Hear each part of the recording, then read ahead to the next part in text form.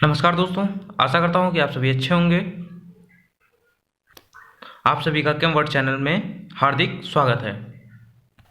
हमने last video में रासायनिक बलगति के कई सारे टॉपिक्स कवर किए थे, तो हमारा आगे इसके बाद नेक्स्ट टॉपिक आता है अपक्रिया की दर को प्रभावित करने वाले कारक। तो देखते हैं कि इस हेडिंग में मतलब कि अपक्रिया की दर को प्रभावित करने वाले कारक कौन कौन से होते हैं। ठीक है, सो इसमें सबसे पहला आता है फर्स्ट पॉइंट, ताप यानी टेम्परेचर का क्या इफेक्ट पड़ेगा किसी भी रिएक्शन को कराने में, कि उस अपक्रिया की दर यानी कि रेट ऑफ रिएक्शन बढ़ती है कि घटती है या सेम रहती है।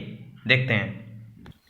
सो यहाँ पे दे रखा है ताप बढ़ाने पर अभिकारकों के अणुओं की औसत गतिज ऊर्जा का मान बढ़ जाता है। यानी कि कोई भी रिएक्शन हो रही है उसका क्या है, हम लोग टेम्परेचर अगर बढ़ा रहे हैं, टेम्परेचर को राइज कर रहे हैं, तो उनके जो अणुओं की जो गति होती है चलने की वो क्या तेज हो जाती है, मतलब कि उनके औसत गतिज ऊर्जा का मान बढ़ जाता है, जिससे उनके मध्य प्रभावी टक्करें जो होती हैं वो ज़्यादा होती हैं, जिस कारण अपक्रिया की जो रेट ऑफ रिएक्शन है मतलब अपक्रिया की जो दर होती है वो क्या होती है, वो बढ़ जाती है।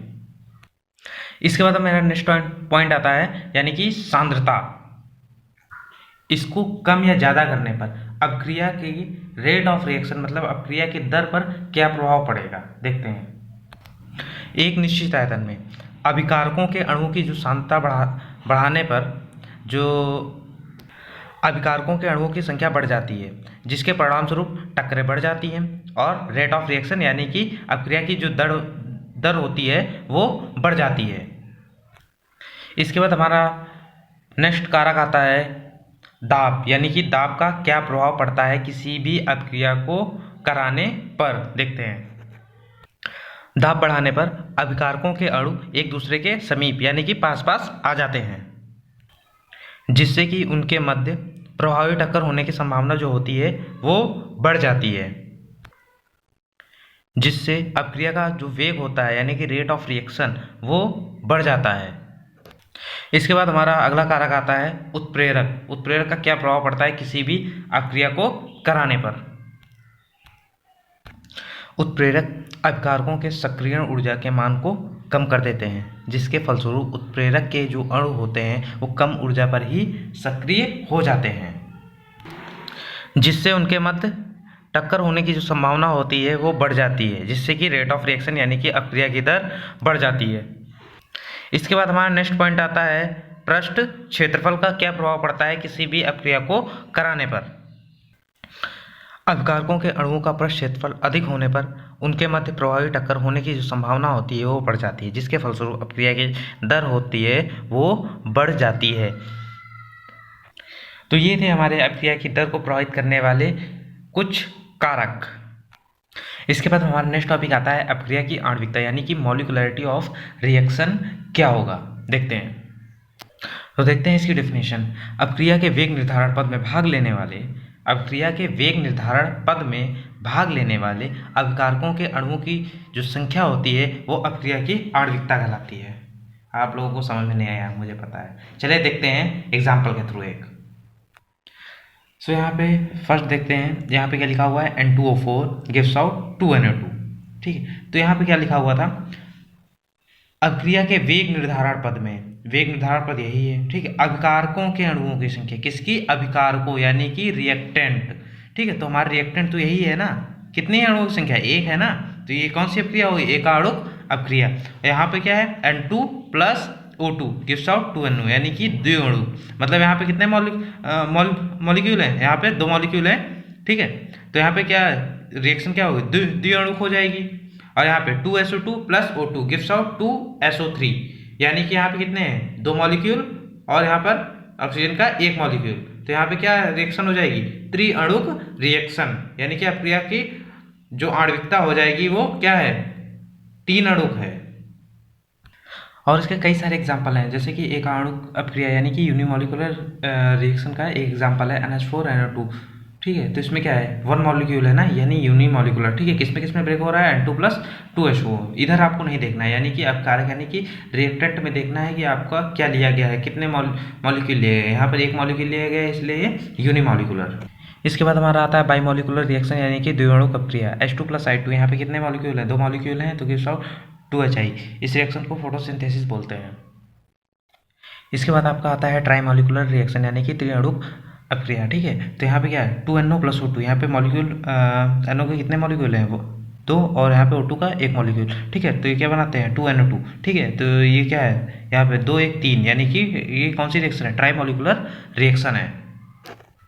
इसके बाद हमारा नेक्स्ट टॉपिक आता है अपक्रिया की कोटि यानी कि ऑर्डर ऑफ रिएक्शन क्या होता है, देखते हैं।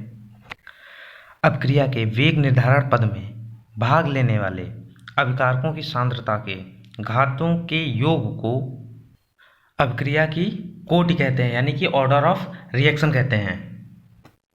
ये कोई हमारी रिएक्शन है, तो देखते हैं कि ऑर्डर ऑफ रिएक्शन कैसे निकालते हैं।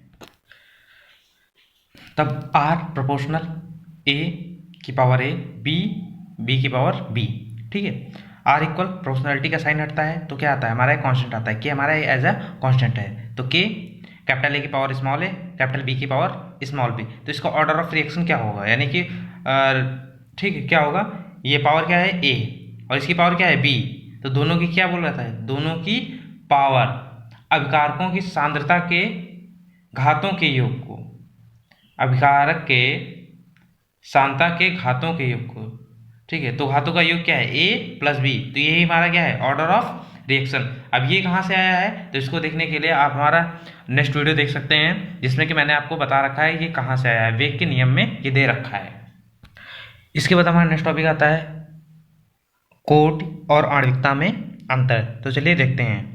तो सबसे पहले यहाँ पे आणविकता में क्या दे रखा है, अपक्रिया के वेग निर्धारण पद में भाग लेने वाले अपकारकों के अणुओं की संख्या अपक्रिया की क्या होती है, आणविकता कहलाती है। और कोटि में क्या होता है, अपक्रिया के वेग निर्धारण पद में भाग लेने वाले अभिकारकों की सांद्रता के घातों के योग को अपक्रिया की कोटि कहते हैं। आणविकता कभी शून्य नहीं हो सकती है, जबकि कोटि शून्य भी हो सकती है। आणविकता सदैव पूर्ण संख्या होगी, कोटि भिन्नात्मक संख्या भी हो सकती है। आणविकता के द्वारा वेग निर्धारण पद में भाग लेने वाले अणुओं की संख्या का पता चलता है, जबकि अपक्रिया का वेग अभिकारकों के किन किन अणुओं द्वारा निर्धारित हो रहा है इस बात का पता चलता है कोटि में।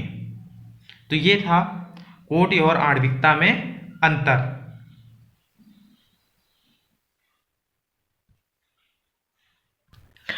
इसके बाद हमारा नेक्स्ट टॉपिक आता है अपक्रिया वेग का टक्कर सिद्धांत यानी कि collision theory of reaction rate. यह इस चैप्टर का सबसे महत्वपूर्ण टॉपिक है, यह 100% उम्मीद है कि बोर्ड्स में आएगा। इस सिद्धांत के अनुसार किसी भी रासायनिक अपक्रिया होने के लिए अभिकारकों के अणुओं के मध्य टक्कर होनी आवश्यक है। सभी टक्करों के फलस्वरूप रासायनिक अपक्रिया नहीं होती है, जैसे कि कुछ टक्करें जो होती है बहुत ही छोटी होती है जिनमें कि बॉन्ड ब्रेक ही नहीं होंगे। जब ब्रेक ही नहीं होंगे बॉन्ड तो उसमें रासायनिक अपक्रिया कैसे होती है, ठीक है। जिन टक्करों के फलस्वरूप अपक्रिया होती है उन्हें कौन सी टक्कर बोलते हैं, उन्हें हम प्रभावी टक्कर कहते हैं। इसके बाद हमारा थर्ड पॉइंट आता है अभिकारकों के अणुओं का अधिकतम पृष्ठ क्षेत्रफल संपर्क में आने पर प्रभावी टक्कर होती है। मतलब जितना ज़्यादा क्षेत्रफल होगा उतनी अच्छी टक्कर होगी, जितनी अच्छी टक्कर होगी तो सबसे जो ज़्यादा बड़ी टक्कर होती है उसी को ही तो हम बोलते हैं प्रभावी टक्कर।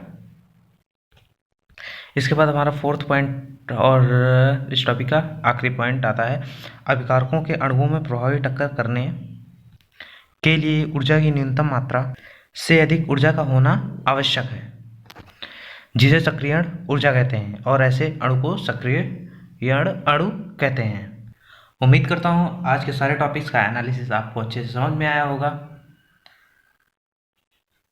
अगर आपको वीडियो अच्छी लगी हो तो चैनल को सब्सक्राइब करें, वीडियो को लाइक करें और कम से कम इसे 3 लोगों में शेयर करें। तब तक खुश रहिए, पढ़ते रहिए। दिस इज अनबोस साइनिंग ऑफ। जय हिंद। मिलते हैं नेक्स्ट वीडियो में। धन्यवाद।